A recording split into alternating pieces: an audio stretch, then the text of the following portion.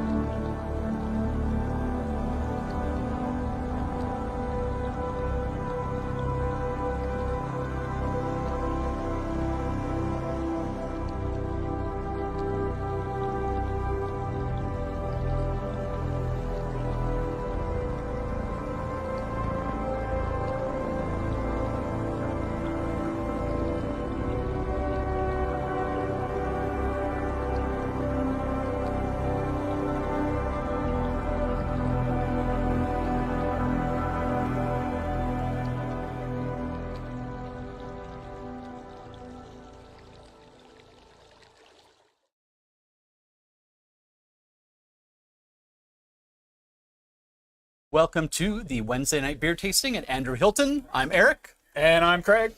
And we are diving into Good Robot tonight. Now, you may be surprised to see us again. You might not be surprised.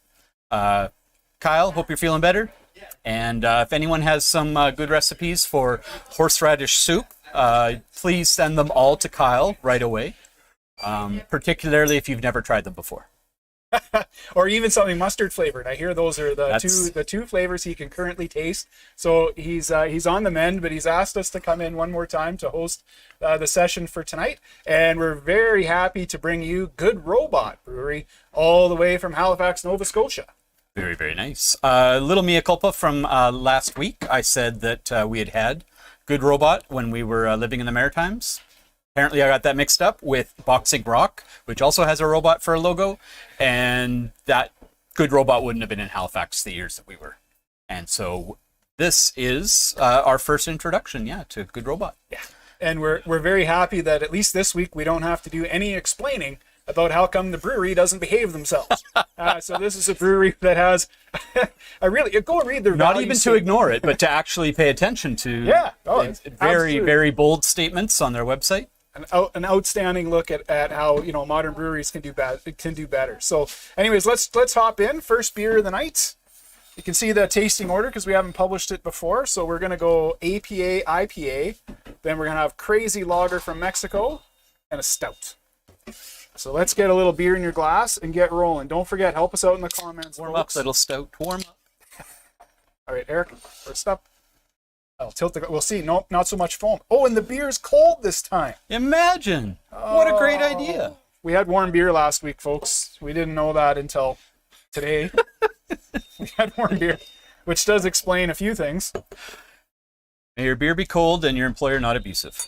Cheers. I'll drink to that. Okay, so APA. We need to talk about that. We've had a few on the show. We've only had a few. I think we've had two. Okay. This is 96, right? Is this not our 96 tasting? 96. Really? 96. Oh, wow. So in 96 tastings, we've had two. And you'd imagine we'd have more for what is an American Pale Ale. That's what APA stands for.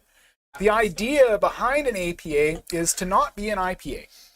So of course, you've got all those sorts of things that are going to roll out in the land of beer, where it starts somewhere, it's got to evolve somewhere. So this one, we look back to the brewery, we look back to Anchor Brewing. So, and this is supposed to be Liberty Anchor Ale, is the sort of reference beer for an APA. So it was an American interpretation of what a pale ale should be. Has some reasonable maltiness in its original form.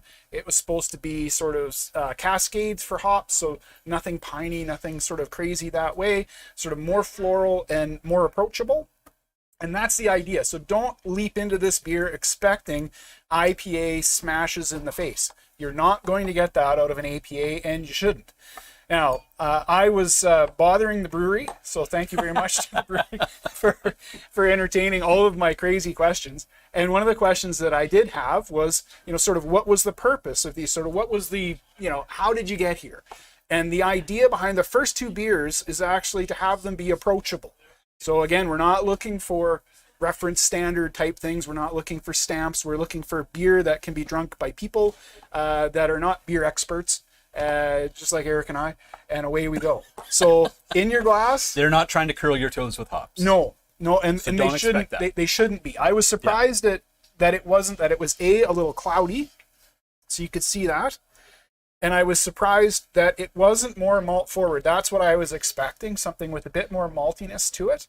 And then as I looked up all the rules and regulations that govern this particular beer style, I found out that just like a lot of things in America, it can be anything you like.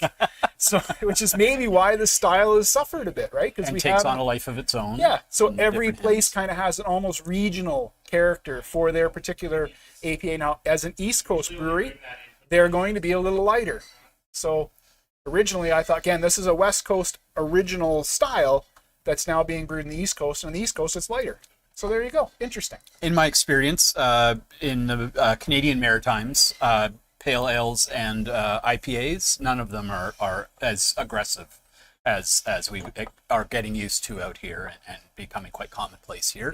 Yeah. Little more delicate. So would you say that it still has a backbone with that malt, or this is pretty hop juice? The maltiness is pretty light. It is also low alcohol, so we can have some forgiveness for that. I mean, I actually like that about it. This is one of those, like, this is a today beer, right? So 13, 14 degrees, sunshine out this afternoon. This is sit on your deck or front porch and enjoy the passage of time. That's where I would put this beer. It's not, or somebody comes over unexpectedly and you don't know where they are in their beer flavor profile. Yeah. This isn't going to offend anyone, right? It's a lot better than another sort of typical run-of-the-mill sort of beer, right? This is just a much better version than that. And I agree with Kevin. It'd be nice to see more. Be nice to see more APAs. Be nice to see that style sort of rejuvenate a little bit. Would be good. And nice to see be able to compare the fluctuation of interpretations that you get there and see some variety. Yeah. So Kevin thinks this is a very reminiscent of a session style sort of stone IPA. I could go with that. I like the carbonation from Chris. I agree. Really quite like the just the feel of this here. Almost anything is better after last week's carbonation showdown, right? Where it was how much carbonation can It's we get amazing into those cans weren't round. Like that the little can was maybe needed to hold the energy of the carbonation. It was pretty appalling. Anyway, Terry says smells nice, but not getting much taste. The taste and I would certainly say that Terry and I don't have a lot of experience with APAs. The taste is give it a minute. That's what I would say. Just like a lot of the beers that are a little bit more of this style, you're not looking for something that's really going to hammer its taste profile home. You're looking for something that has the ability to develop on your palate. Like it's going to sit there, and so I get lots of like stewed pineapple. That's the road I'm going down. Is stewed pineapple. Smell or taste? Taste. Taste. On the nose, it's a little bit more floral, which is lovely. Again, on a hot day, I'd be hard pressed to not just be down in those like there's no tomorrow. My wife would have to come and announce that I was coming in the house. She's on the line tonight. Hi, honey. Okay, so that's our first up. You're going to leave some in your glass? Yes, I'd like to see the color next to the IPA. Any other questions on this one? So APAs, not what you anticipated? And you feel like it's on style, considering the styles all over the place. Yeah, well, yeah. Is that fair? I mean, yeah, stylistically it's right because, again, I asked them what their hops were. I asked them for malt bills. Yeah. I asked for all the information. And I mean, we didn't even have 24 hours, right, in order to get those things done because we weren't notified, again, that we were going to, we kind of knew we might be doing the tasting, but we weren't 100% sure. We should probably talk about the ingredient that we both noticed. Yes, which is hop oil. So is proudly on that can. It says hop oil. So we were discussing this on the way over, on our walk over to Andrew Hilton's tonight. We were discussing this. Now, the brewery was created by 3 engineers. So I have a theory. And my theory is that if you ask an engineer what they put in their beer, they will tell you. So I think a lot of people use hop oil. Like, it's just a really efficient way of getting hop in beer.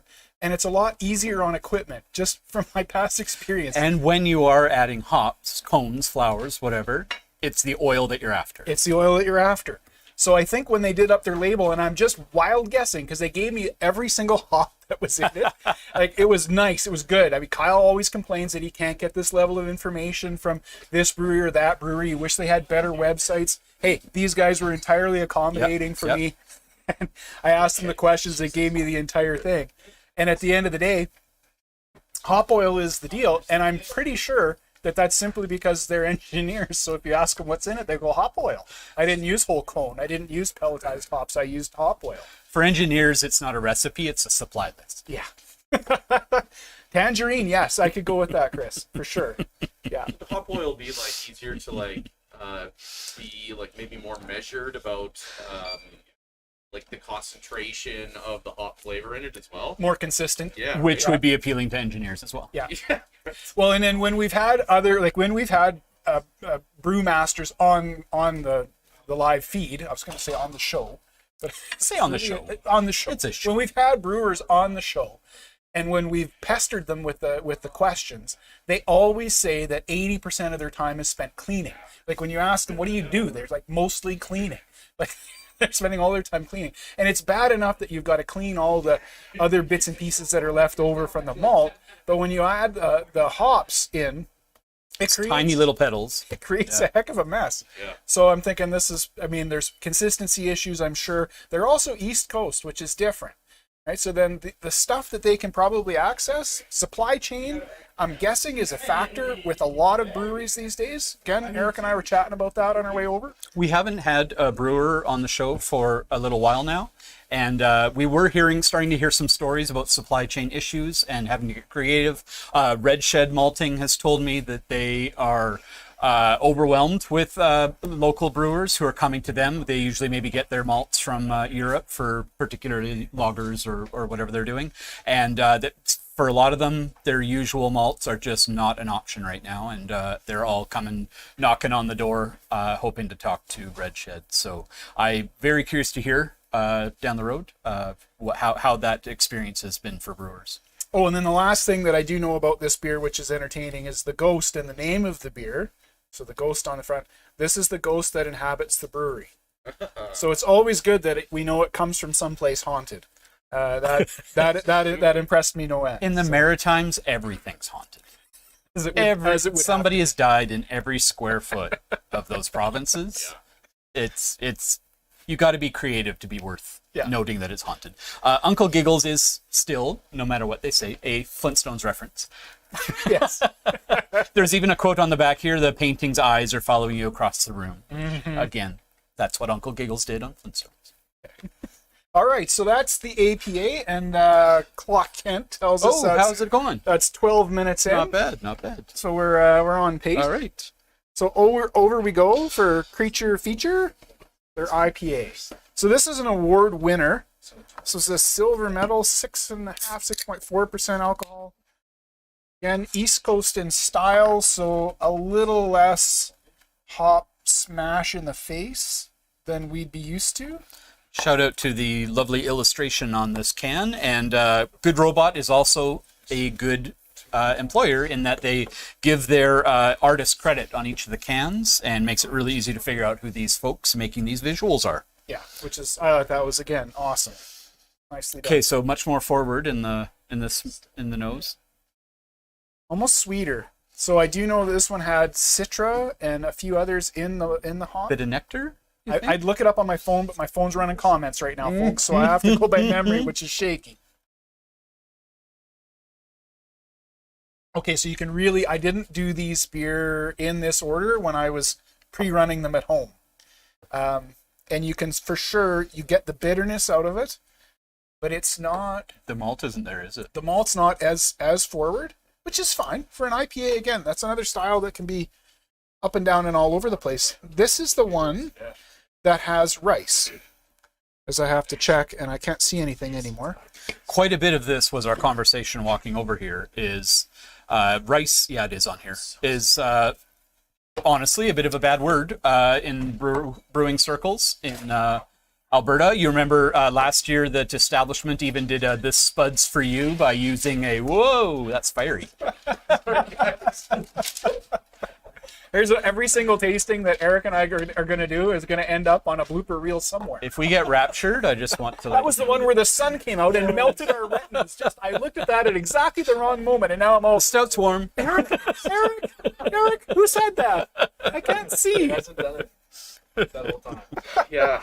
Anyway. I was rubbing up against the curtain, and it was sending static electricity through the cable and shorting out the stream, so there was some off and on again. That's amazing. Yeah, pretty cool. So I think we're fixed now, but I also hit my head on the light and, so comedy of errors. It seemed like the solution to that would be a full body rubber suit. I know, I need to...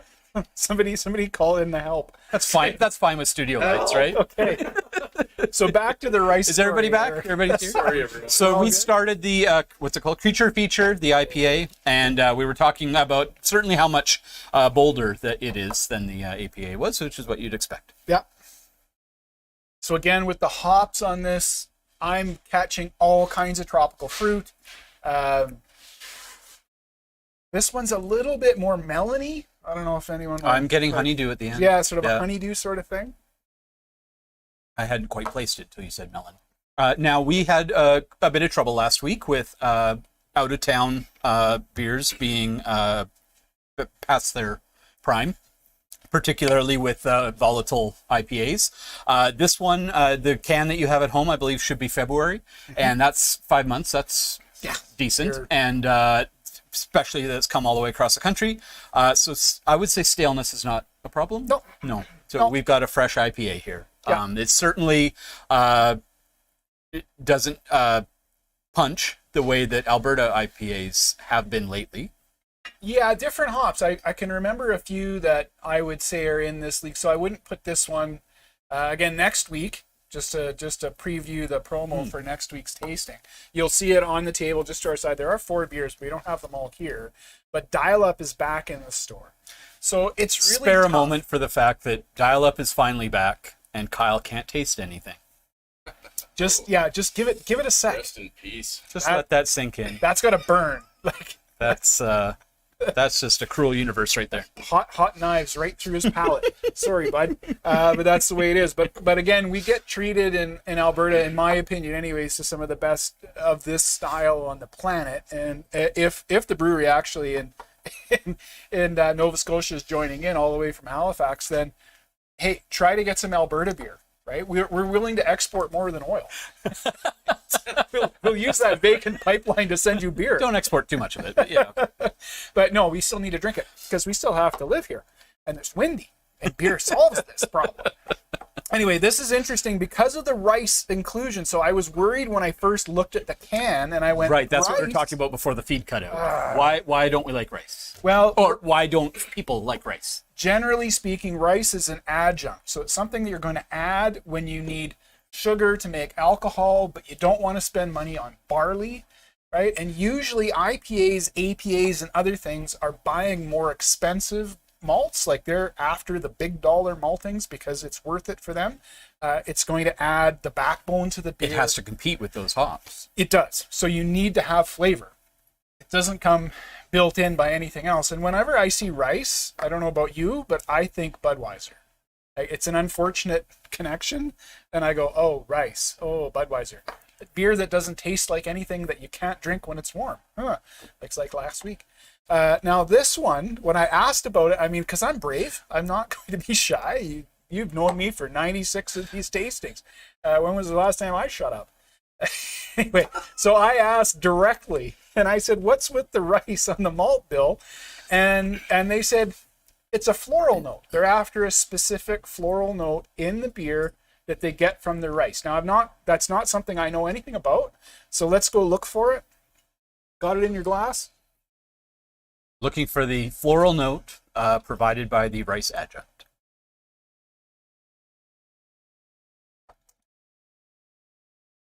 Not too sure what that would be like, but It's got to be in the beginning. No, it says hops right away, isn't it? it says hops right away at the beginning. Yeah. It does kind of relax into something nicer in the end, though. I mean, hops is a flower too, so what are you going to do? This is another one of those beers that when it sits in your mouth, it's better. It's not one of those things that you want to necessarily chug. You want to take a sip, let it go, and then see what you get out of it. And that's when you get the bitterness. That's when the quality of the beer comes through is after. Because if you get an aftertaste, that means you want to sip again. That's a bad thing. Remember that. Right? They're going, oh, I need to get that taste out of my mouth, so I better have some more beer. That's not positive. I mean, it's like eating spicy food when it's like you're eating it to cool your mouth down because it's so spicy. Same deal. Yeah, it's not. It's not good. It's not good. I mean, from a marketing perspective, that's pure genius. A diabolical genius at that. Let's make our beer so it tastes really good at the start and then tastes like rubbish so that you have to drink more beer. Whoever invented that, genius. But You just described Twitter. The dragon. this is not that. I mean, I could leave like All right, again settle down. many decent beers. These are sippers, right? You can sit down and sip this one and get something out of it for a while. And do note the richness that the tasting is afforded when we have a little bit of information from the brewery. So another thank you to Good Robot for providing some of that information, giving us some flavors to hunt for. Okay, so Rick's got a question here in the comments. What types of rice? I didn't get that deep. I thought there was a snowball's chance in a very hot place of them actually responding to my rather abrupt question regarding the malt bill. I don't know these people. They don't know me. So I'm imagining that not very many people on their social feeds email them about malt bills. Like, just taking a wild stab at it. I did announce that I was a nerd like just to be completely honest, and that we would be hosting a tasting for a group of nerds that would want to know this information.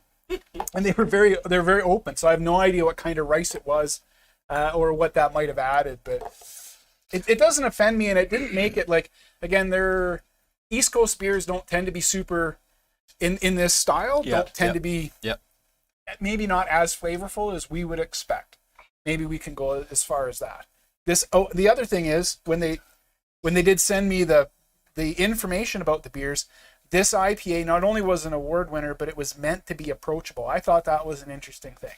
Not everybody wants that kind of heavy, East Coast, West Coast, let's get into the medicinal aspects of whether or not it tastes like the end of a baseball bat, that kind of thing, right? I mean, they're not always about It should be still a hard sell in person, I'm sure, to describe an IPA to someone as approachable, given the reputation. Yeah. But, Well, and 6.4% alcohol, it's not nothing. Yeah. Right? I mean, this is one of those beers that'll sneak up on you and give you a bit of a clobber over the head.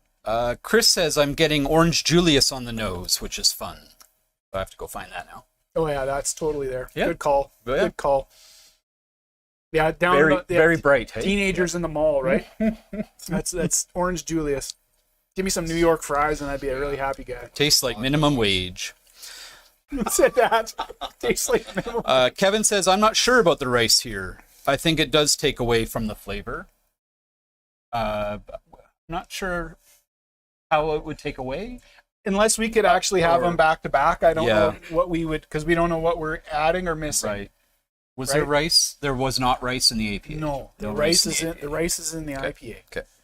Okay, so while we're on the adjunct train, let's move, now that we're 22 minutes in, so says Clock Kent.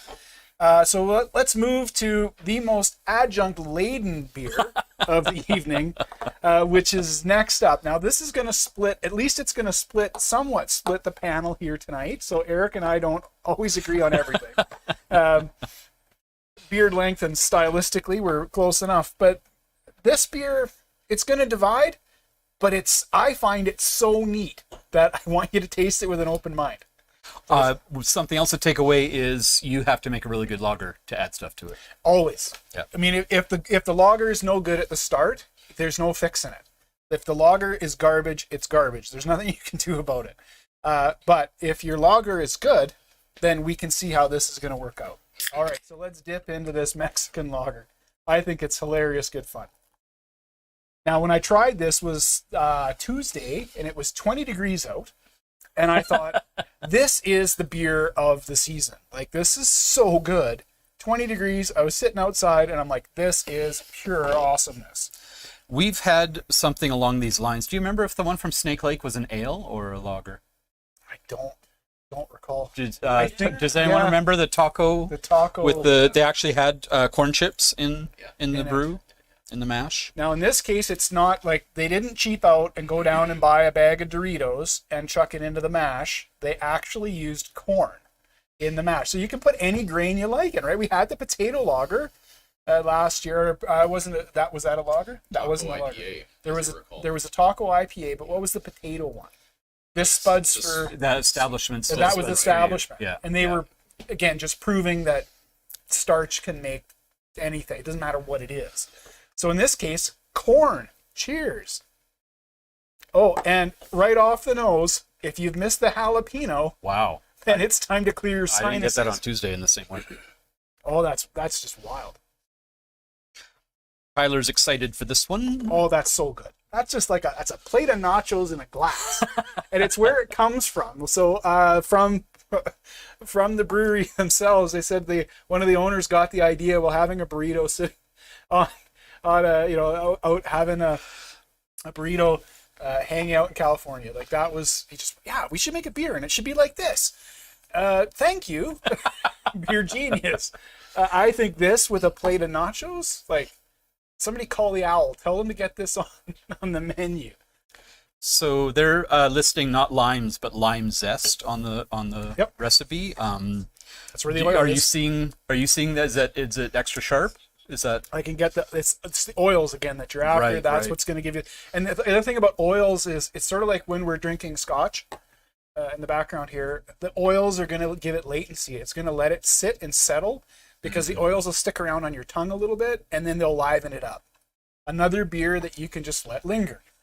Right? Now, this is way more quaffable. Like, you want to drink this. I actually would, like, a plate of nachos right now, I'd be all over it. This is on, what's on the menu at the Owl? It The is? beer? What? There you go. It is. See, now, did I call it or what? You can't. Did Next they have time, nachos? next time I'm at They the make Owl, nachos? They don't serve nachos. they don't serve nachos, but they have this In beer. its place, this beer is You available. could get them to make a At the Owl. nacho poutine, eh? There you go. That's neat. So way to go, Steven. That's pretty on it. That's forward. All right. thinking. Yeah. All right. Bringing stuff in from Halifax before we were on it. Nicely done. Yeah. Obviously. Oh, if chalk. you're- You know Well, what, that's Kevin? Go have Corey. beer at the That's Owl. the thing. Corey's got the who is an Andrew Hilton X, you know. Yeah. You know that's But the tied right in.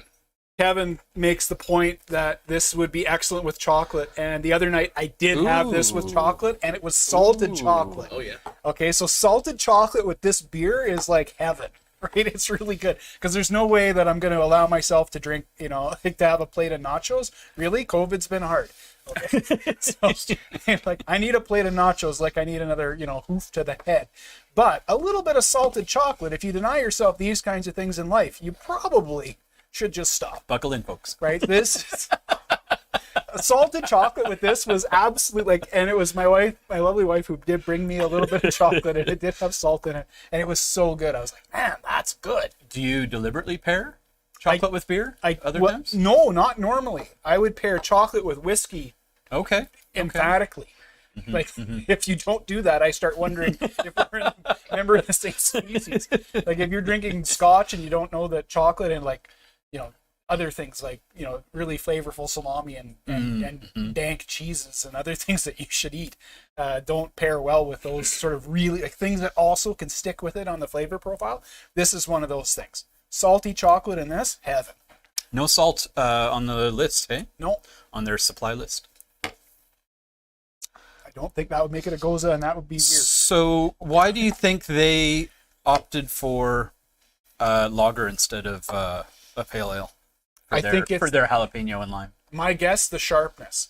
So the lager just right out of with the yeast and the process, it's going to be a little bit sharper, and that's going to go so nicely with what they've done with this beer. That's why when I emailed them, not that I was trying to butter them up, but I thought this beer was inspired, right? So I was like, that is inspired. Never had anything quite that good, and I love the corn in it. Yes. You know, if So anyone can we else talk can about taste that? that, Where are you can you- finding? Can you talk a little bit about where you're finding that? Can you just it's sitting mid palate again, so it's not right on the nose because the nose is like jalapeno. There's no doubt there. Mid palate, just let it sit, wander it around for a bit, and then inhale. And corn chip. Rick says calling it a Diablo is a bit of a stretch. I Not- assume that he just wants it I spicier. was gonna say not everyone can handle the 5-alarm spice. Yeah, it's not ghost pepper. It's jalapeno. If you can't eat jalapenos straight out of the. Chris says it's like an elevated Bud Light lime, and I'm digging it, and I can't tell if he's joking. I know where he's Is going he always with that. joking? I know where he's going with that. But yeah, this would be like Bud Light lime for grown-ups. Because no one on the show tonight drinks Bud Light lime. Don't tell me I that. think that Good Robot just logged off. I'd be so depressed I'd have to go back to the basement. I never like it when we're adding hot peppers to beer. It just never go for it. But I have to say, really well done. It's very palatable. It's great. It's like the Fuego, right? I mean, I like it. You don't like it? We were talking about salt earlier, and I think it placebos salt into my taste buds somewhere. It's I think it's the lime association or something it's a margarita or something like that, and so I taste salt in it when I think it's kind of phantom experience, and I'm really reaching to find the corn in it too, to be honest. But I totally get the corn. what kind of corn is it? Is it like cob? Yeah, corn kind of thing, Like or- I get like Tabor corn, no butter, Yeah. right out of the pot, Yeah. fresh boiled. That's what I get out of it. Gotcha. But then the thing that I like You about said it, mid palate. mid palate, Yeah. it's not right on the tip. It's not in the aftertaste. It's right in the middle. And the thing that I like about it is we've had a lot of adjunct laden beers, but they're all sours. right? So every single last one of them, just about, is a sour. Yeah. And I'm like, there is room in the marketplace for something that's adjunct and not soured. Like, I would adore this when it's, when the heat dome comes this summer, and we know it's coming. I want to have that one. When BC is on fire again. Yeah, when BC's on fire again, and we're all sitting in our, backyards going, why can't we see the sun? And why is it 48 degrees? Then this is the beer I want to be drinking, right? Because that would be just, that'd be perfect. It'd cut through the nonsense of And summer. it would be curious if you were to introduce that salt. Your Right. palate Absolutely. with this. Heck yeah. You might really sing. Yeah. That's probably why the salted chocolate works so well with it. You could turn this into a cocktail beer in a heartbeat. If anyone needs a break to go and run to your pantry to go grab some salted chocolate, you just let us know in the comments, and we'll pause the show for a minute. Clock Kent tells us we're on time as We're always. doing good. We're in good shape. If Kyle was doing this tasting, we'd be already out the door. You got to kick him when he's down. I mean, really. I'm waiting for next week is going to be mustard adjuncts with a horseradish chaser. How did he find 4 horseradish beers? How do we find a dial up with a side of horseradish? Kyle, if you're watching, we hope you're doing well. Hang in there. Should we As a comment, talk about the beers that we're looking at next week then? Is next this a week. good time? So presumably, if you've been paying attention to the last 96 episodes, you are also excited for the return of Dial Up from 88. And have you had any yet? I've not had it. This is this week new in the store. It's bonkers. Yeah. It's so well done. Yeah. And 88, this being a special release, so Dial Up, still not a core as much as Kyle would like that. Happy 5th birthday to Annex, and we're looking at Book Learnin', the NEIPA. NEIPA. So a New England Imperial. Imperial or India? Did they make up their mind? Just says I. How As strong? I. How strong? Oh, that's a good question. This is a 6.5. Oh, just a regular. If we had Book Learnin', is that new? No, Or that's new. I don't think that's new. previous. That one. I was gonna say McGew. New. You mentioned that there was a 4th beer that we don't have on the table. Correct. Do we know what it is? We do. Oh, fart. Jesus. That's fine. Yeah. We are looking at the 3rd beer, which is a collab. It is Superflux and Gigantic. Do you know Gigantic? Don't know Where's gigantic, Gigantic but from? we all know and love Super. They're all minimalist and sparse with their information on the can, but I believe that they have also taken the advantage of combining their sort of visual graphic design as well. This is, do they give it a name, or is it just giant letters that are impossible to read unless you pull the sticker off? Pretty much, yeah. Yeah. Pretty much, yeah, beer. Pretty much, yeah. Yeah. So again, this was assembled by Kyle. This is entirely his wheelhouse, and we're hoping he's back. And it would be a wonderful celebration for the return of his taste buds. Yes. Right. Anchorage. Yeah. It's from Anchorage. Apparently we're getting a beer from Alaska. Yeah. The Pie Assassin. The Pie I Assassin. don't know what it is, though. Do you know what it kind of... It's a double IPA. Double IPA. Okay, so All right. an IPA that's been rinsed through hops twice. Let's go. And hopefully that will be the return of Kyle to the hosting table. If not, we'll be back again. It's not a problem. I got. Oh, we'll be nothing- back for this one. What else do I have to do on a Wednesday We'll night? jump for that. Double IPA from Anchorage. Yeah. Yes. Anchorage. We were wondering about that. I mean, I'm a geographer by training, so one starts to wonder, they don't have anything in Anchorage much to make beer. Water, okay, got that. But everything else you'd need, whether it be hops, barley, you got none of that stuff. So what are they doing with the brewing going on in Anchorage? I don't know. You don't know. But next week you're gonna know. For $20, buy your stupid. Get yourself down. It's not gonna be in until Friday. Don't come tomorrow. We don't want to yes. see you in the That's store a big one tomorrow. to know, yeah. That's crazy. Not till talk. Friday. Yeah. Friday. Get here Friday and get your beer ordered. I'll be here Monday because I'm lazy. And even though I told you Friday, I'll be here Monday. But that's different. You and me aren't the same people. Kevin says, I can never keep my Superflux beers straight and have no idea of which ones I've had. I can certainly relate to that. I know that when establishments started, they also had some trouble with their graphic design where the names weren't necessarily prominent enough. I think they've resolved that. I would say that Superflux, every label is a bit of an enigma still. But well, we've never had any. Yeah, I mean, we had a Superflux tasting, and then we've had Superflux on the tasting. I think 3 other times, if memory serves. There's a wide variety of stuff that they do. I couldn't tell you the name of even one of them. And yet, well, I would say we get Superflux somewhat regularly. Yeah, it's on the shelf. Like it's the one people are always calling in for too. We should grab an Anchorage IPA out of the fridge, according to Devin. So we have this from the boss, right? Well, that's what I out of the fridge and try it after the show on the house. There we go. That's good. He says it's rad. It is okay, Devin. We're gonna do that for sure, and we'll leave a report somewhere. Anyway, okay. So is everybody ready for beer number 4? All right. Now I'm not trying to bias the show, and Eric quizzed me beforehand on how warm we should make this beer. So this is another one of those things. Okay, there it is. Gone but not forgotten. That's a lovely label. Isn't that nice? That is lovely. And so this really is from Anchorage, Alaska, Really right? is from Anchorage, yeah, Alaska. look at that. I'm okay, Devin. Yeah. Emo core album cover from 2008. That's neat. That's neat. Okay, so Tom, the Tom waits for no one, which is kind of a ridiculous thing. We wondered about how warm it should be.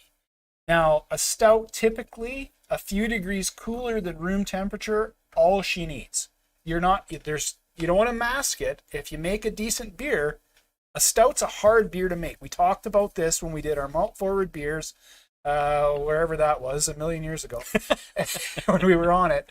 And what did I tell you then? I said, okay, the difference between porters and stouts, the porters are going to have the chocolate malts in the malt bill. The stouts are going to have a roasted barley in the malt bill, which will give it an ashen coffee kind of flavoring right off the hop. And we're not expecting, I mean, again, they're related, but not the same kind of thing. But we also are not expecting a ton of, like, it's not a hoppy beer. That's not what it's supposed to be. This is supposed to be a beer. See that color. That is, I mean, it should, if you can make a decent stout, it's kind of like a decent lager or a good pilsner. Again, a good stout for me is a hard thing to do. I drink a lot of rubbish stout because I'll try every single stout they bring into the store, and I'm not in love with all of them. Yeah. Again, the head should be not brown. It should be white-ish. Here we go. Good start. It's still cool, but Beautiful nose. yeah. So again, you're looking for chocolate notes. You're looking for, like, that's all coming out of the roasted grains in this one. Some espresso there in the finish. Kevin, meet your new meeting beer. There you go. Tell me I'm wrong.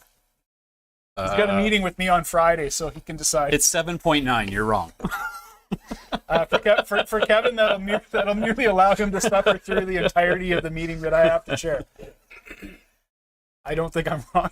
I'm trying to help. Good robot. Knocked it out of the park with this one. This is really nice. Keep us posted. Tom Waits isn't known to be extremely litigious. I assume you got permission for his name. But yes, if you can recall, McDonald's getting sued by Tom Waits in the 80s over Mr. Mac Tonight. I don't think he's sued that many people since then. You're probably fine. We hope you're fine. We don't want you to get sued by Tom Waits. Although I don't know that he would drink craft beer. Probably just has a bargain basement stout with some engine oil in it. Does that sound right? If he's lucky. I'm not sure he drinks anymore. How is that guy still alive? Yeah, maybe not. Eh? He got it all in early. Yeah, if there was like a set number that you were supposed to have in a lifetime, by 25, pretty much done. Maxed that out 20 years ago. Megan is liking this. Tyler, another banger. Where does the sweetness come from in stouts? Chris asks. Residual sugars. So things that did not get consumed by the by the yeast when making the beer. So just residual sugars left over. Now, an Irish dry stout, like this is the weirdness, right? We talked about this weirdness before, where it comes from being a strong porter. So the strength of the beer, it's one of the things that makes barley wine taste winey, is there's still residual sugars left over. The yeast just can't consume it all. In fact, that's what makes it hard to do. Back in the day, again, when stouts started getting heavily taxed, then the alcohol the ABV started to fall down to the point where, in essence, like Guinness is a light beer. It's 4% alcohol. So how is that stout? Well, it's stout in style, but it's no longer, I mean, again, a reasonable porter is going to be 6, 7, 8% alcohol. This is in that same kind of league. The trick is to have this not be a porter was my only desire, to be honest. Like when I looked at the can, I'm like, please don't be a porter. Please be a stout. Be an unapologetic stout. Don't screw around with the porter nonsense with a ton of like crazy porter stuff. I didn't want any of that. This is higher alcohol to help Kevin get through meetings. But other than that, it's right on style, like absolutely booking it. This is where it should be. Dark beer for people who drink their coffee black. Yeah. I want to taste what it's supposed to taste like. Quote of the night. Yeah. Dark beer for people who drink their coffee black. And so that said, I'm really enjoying this. Let us know in the comments what you're thinking. Rick for me is just the highlight. Wants to come to the meeting on Friday. Another professor. Oh, yeah. Maybe something stronger. Well, Rick, come on to our meeting and find out how much fun they are. I torture How gently. bad could an April meeting be? Oh, bad. Oh, bad. Like the worst. My second meeting this month. Anyway, let's not get into meeting mode. I want to hear some more comments related to this stout. You mentioned an unapologetic stout. I believe that was also the last stout that came from Cabin. Yes. Theirs was also a just straight above board. We have been blessed this winter with stouts that are stouts. Yeah. Coffee that is black. I mean, so much goodness. I think when stouts in the last year or two though, I would there's been some gooders, but there's been some ones that I'd take a hard pass on too, because they really should be labeled a porter.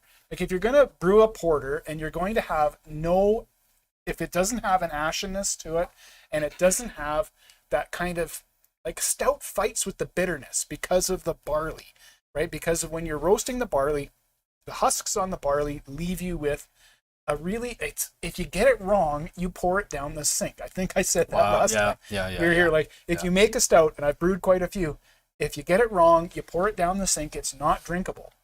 And the trick is you have to balance the acidity off.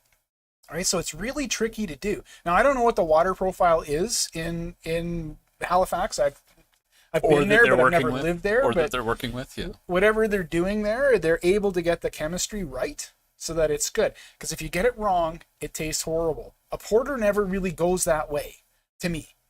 Porters can be sweet, porters cannot be sweet. They can be all over the map, but they're not usually, they don't have the nice ashenness to it. They don't have that good coffee. And again, the porters is the chocolate malts, the kind of malt, whereas the stouts, that grain is roasted. Yeah. Right. Well, this I would say actually does have some chocolate in it, just a wild ass.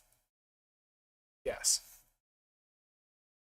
Chris says I always get Big Turk on stouts with the chocolate and the sweet. Yep. Totally agree with you there. Absolutely, 100%. I am also a Turkish Delight fan. Oh, yeah. How can you not be? Tyler says, I feel like a lot of stouts I've had lately have tasted thin as I kept drinking them. Interesting. Which ones, Tyler? Now, that's temperature change that's not going to thin I would think that would even do the opposite. We haven't had a light stout. I've not had a stout that was below 6% in quite a while. I mean, the last one, was that even a stout? Remember at the start of the pandemic? What was it called? Kevin? That was 3 years ago. Shh. Yeah. It was not 3 years ago. It was just the other day. Postscript. I don't remember Postscript. That was awesome. Oh my goodness, that was good. And then there was Black is Beautiful. Yeah. That was Cabin. Yeah, that was a collab. That was an international collab, actually. That one was. And that was awesome. But Postscript was so... But it was like 3.2%. There was also the crossword one. Right. What was that? That was another Cabin. A crossword on it. What was that? Is that a Cabin? I think that was an Annex. Was it? No, it wasn't Annex. Because Annex's graphics are... Isn't that good that we can pick it up based on... They changed, though. Yeah. Well, was it... I don't know if it was Annex. Well, Somebody if you're talking tell me. 3 years ago. Crossword. Tyler clarifies, I don't think this one will end up thin. No. But that's maybe been a stout experience of late. Is that Cabin Stout? Do you remember the name? It's just nothing but the stout or something silly. Whatever that last Cabin Stout is, make sure you get it. Make sure you try that. I think it's still here. So there's your thing. Come on down. Buy, like, there's still a few tasting kits from this week. Buy one of those, and then go and get yourself a couple of stouts out of the fridge. That's a good question. Devin, is this coming in? Are we getting good robot on the shelf? If the Owls already got it, I mean, they probably got it from you. Must be a Kevin says it was Cabin. permanent fixture of some sort. This is good. It's got a good, like, chalky texture that hangs around with you.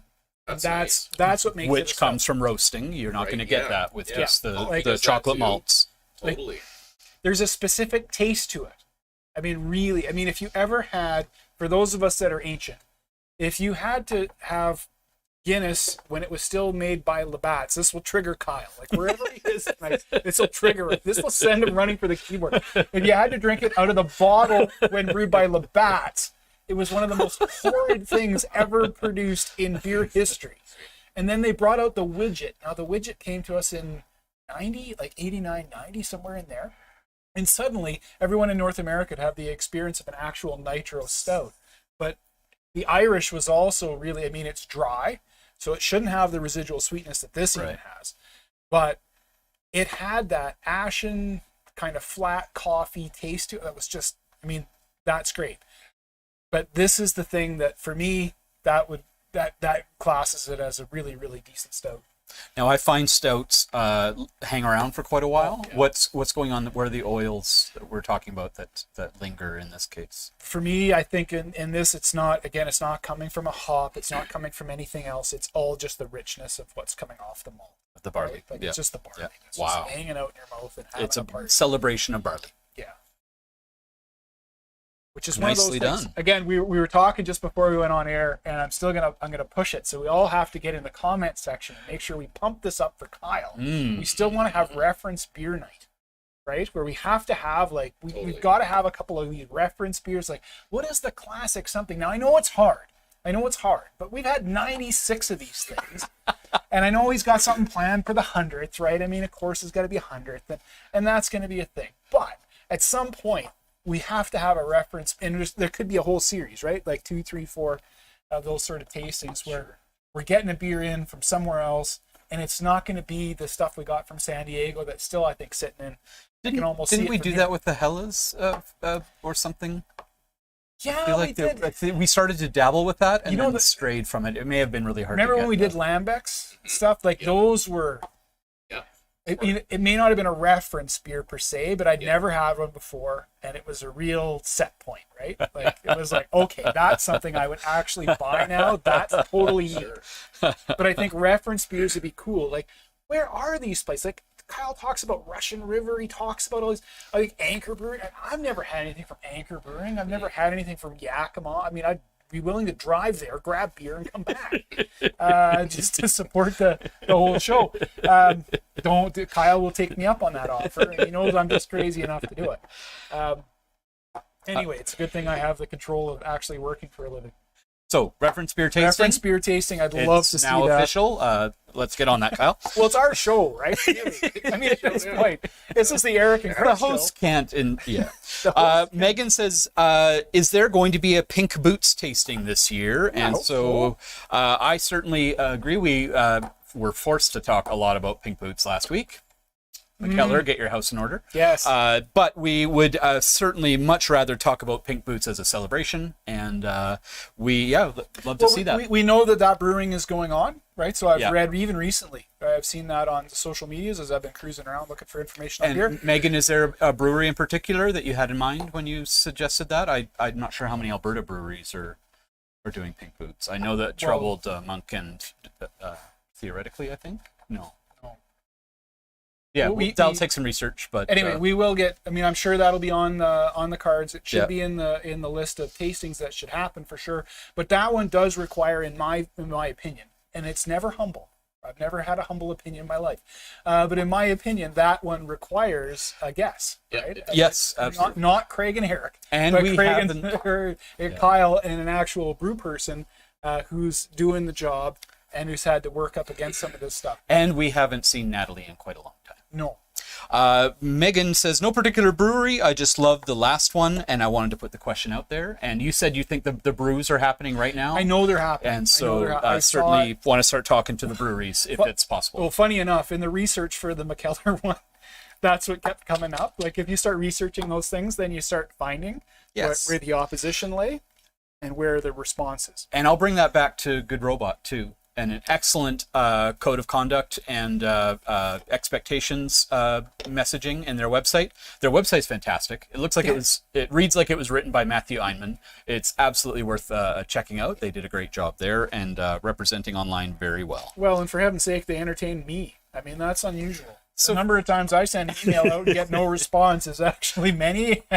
Do any of you message breweries or send direct messages? I've had really positive experiences reaching out directly, not just for shows, but also just for my own interest. And so I hope that, curious to know if you've had positive experiences and if you've heard back and learned a little bit more about the beer that you're enjoying. For those who are inclined towards ratings, what do you think? Ratings. What do you think? Back we go. Let's move them back in, get the focus in, the art pointing around the right direction-ish. Usually crap at that, but best we can. Rick says he's going to be in Halifax this fall. He'll stop by the brewery if he can. Rick, so my contacts in Halifax say yes to a Good Robot, but definitely check out Stillwell. They're fantastic. I've had them. I don't think that Andrew Hilton will be able to bring them in. They're only canning one brew. They've been going for 10 years, but they're only canning one brew, Pilsner. Love to see it, but I'm not sure that's something they're trying to ship out of the province. The other one to check out is, I forgot the name. Undefined? No. Unreserved? No. Unsomething. And there's food at the brewery. We do know that because, again, they have an online presence. Go and check these folks out. Okay, so Terry's in first with 2. Okay, so that's 2, 4, 3, 1. Okay, the APA lagging behind. 3, 2. So 3, 2, 1, 4. Chris didn't enjoy the stout. Elizabeth was a 1, 4. Interesting. 3, 2. Kevin. Oh, both of you agreed. Okay, that's something that never happened in the Colburn household. That's why I was sorry. I was thrown by that for a second. The number of times Deirdre and I have agreed on a beer would be fewer than the number of times Kyle and I have agreed on a beer ordering, which is exactly 3 times, right? Count them in 96 tastings, because I've never missed a tasting, and Kyle and I have agreed 3 times, just the 3. Wow. So it never happens. It never happens. But then if Kyle was here, we wouldn't agree on anything, including the weather, the price of wheat, and the beer on the table. So, I mean, that's just generally the way we go. I'm hoping he's feeling better, though. I mean, love him to death. Yes. Right? Kevin said in reaching out to a brewery, I sent establishment a pic of Born to Run playing on my turntable beside the labeled bottle, Eric's labeled bottle. That's the one that I illustrated on the speaker. If you are really enjoying the artwork on a beverage that you are enjoying as well, tag the artist. Yeah. Artist Warm Fuzzies. It's always great to see that see something you made part of somebody else's life. Yeah. Absolutely tag the artists. That's always great fun. They appreciate it. Be a good human. Rick, I will send you, I'll message you the name of that brewery that I can't keep track of. The nice thing too is that, in my experience anyways, the breweries all have each other on their taps. And there's really good opportunities to experience several breweries in one location. Okay, so we're walking away from our own rankings. What is it? Are we scared? Is that what? Oh, I never rank. Oh, you never rank. No. He never ranks. I never rank. I do know. No. I Also, do see, rank. There's no color comparison for the fourth beer. Oh, because I drank it? Oh, have you been waiting for that to be set up? He ranked. He ranked. Okay. It's also an absolute I would actually. You were waiting it's so on a different patiently. level, but Not that anyone. good, though, not that anyone cares. I was really impressed with the whole lineup. The Tom Waits for No One is the one that would end up in my shopping basket. Yeah, I would for sure buy those. I would buy those two without reservation, for very different reasons, but they would both fit the bill. The first two, I really am wondering if it's a regional. I would actually do. I would totally cop out and go 4, 3, 2, 1, which is terrible. I almost never do a counting order, but We were quite choosy about the order we had these in. the problem for me with the APA is I was hoping for something more hop or more malt forward, but that's Not malt forward, but malt backbone. but that's my expectation overlaying upon what, like 3 beer that are in that style. So Right. not a great depth of understanding of what we're trying to do here.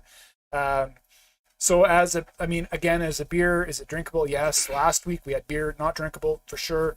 This beer drinkable, buyable for sure. Would I be fearful of it? Not in any way, but I'm unsure that I would purchase that one. I would buy the last 3 in a heartbeat. Nice.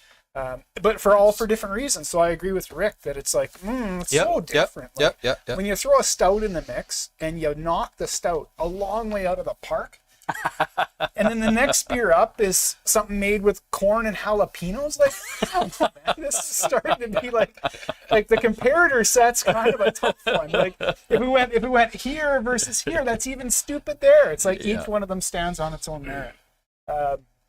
I'd love to know more about this APA thing. I'd like to know if there was any Alberta breweries or BC breweries or anything on the prairies that are starting to It seems to me that Kyle had said that even naming it an APA was fuzzy, where the exact same beer might be called something different by a different brewery because either the APA name. We need Olds College here. Ooh, is that a thing? Can we contact? They have a brewery school. Yeah. How the heck? Like, we've had all of their graduates on. How come we haven't had them on? Stuart Cullum, give us a call. Let us know how we get our hands on someone from Olds. Yeah. We produce beer too. It's on tap in Edmonton. Oh, yeah. Well, shouldn't we be tasting like people's final projects? That's right. Before COVID anyways, they would have great big tasting festival at the end of the year. Anyways, folks, I think Clock Kent tells us we're very near the end of the night. Again, next week, a very interesting ode to IPA, some genius beers coming in, especially with, again, dial up. How can we go wrong? Oh my goodness. This is going to be a great tasting. Hopefully, we're going to welcome Kyle back from the doldrums, and hopefully he can taste more than mustard. If not, we'll do whatever we can to support the show. So it's been a lot of fun. Always love coming in and having a chat with Eric and the rest of the crew here. We haven't even annoyed Sky. He's been sitting there just working away. Keeping his head. The rest of the crew is one. Thank you so much for making this so easy, you guys. Really appreciate that. Yeah, you're welcome. Thanks for hanging out with us, and let Andrew Hilton know if you're enjoying spending time with us too. Remember, Friday. Don't come in tomorrow for the beer tasting. It's not ready to go yet. It's got to come all the way from Alaska. Give it a minute. Give it a minute. All right. Thanks so much. From Andrew Hilton. Have a good night. Cheers.